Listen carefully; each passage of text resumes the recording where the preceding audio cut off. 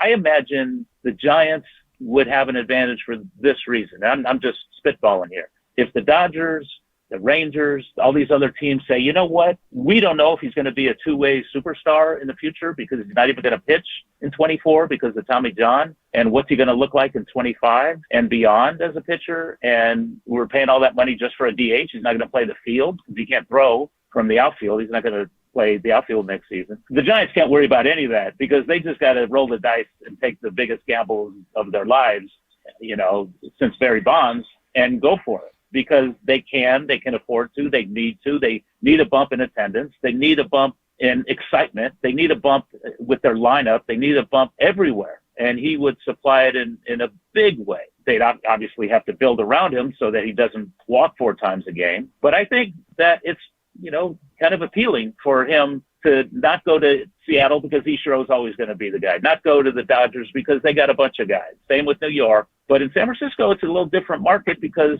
they need him. And if they believe that some of these young guys are the real deal, maybe he could be the guy to bring him to the promised land as opposed to all these other teams who often get there anyway. Can they sign Ohtani and a starting pitcher or two or a position player? How do they do this? Well, they have to. Farhan is really on the clock. He was given a 2-year extension to go in line with Bob Melvin's 3-year deal. And it's got to make or break. I mean, you can't have a 500 team that's not very exciting anymore.